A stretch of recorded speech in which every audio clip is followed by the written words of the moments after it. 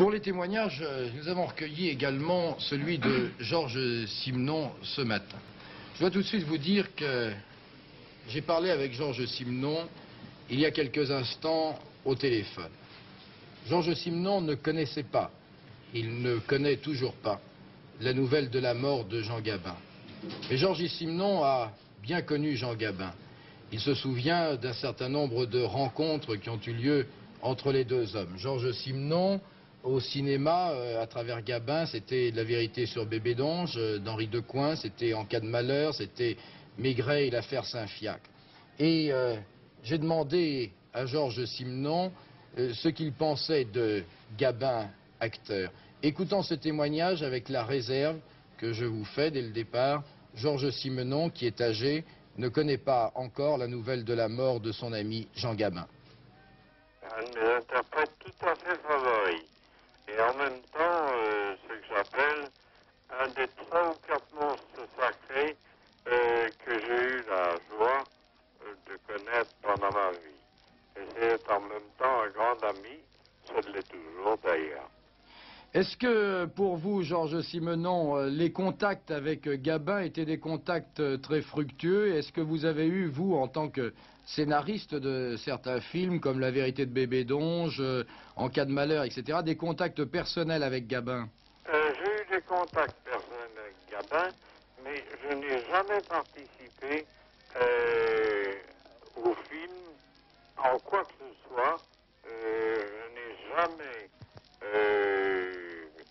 fait le découpage d'un film ou fait même le scénario. J'avoue que une fois un film vendu, je ne m'en occupe plus. Mais je suis allé souvent voir Gabin, même dans les films qui n'étaient pas de moi, le voir tourner. Et alors j'admirais sa conscience professionnelle et sa patience.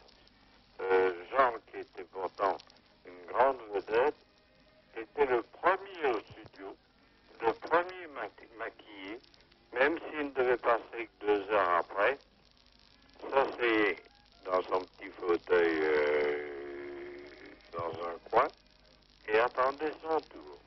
J'ai toujours admiré cette conscience professionnelle qu'il a toujours eue, comme j'ai toujours admiré aussi son naturel.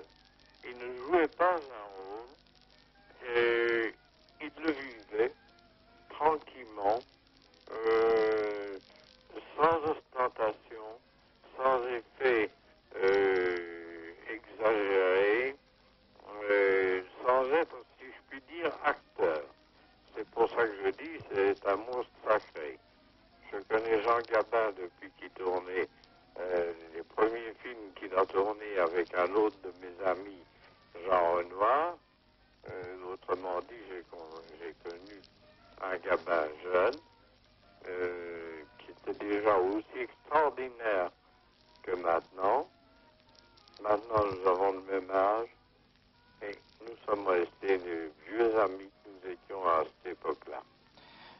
Georges Simenon, ce Gabin des débuts, c'est un Gabin très différent de celui qu'il est aujourd'hui ou ce qu'il a été? Non, il était aussi naturel.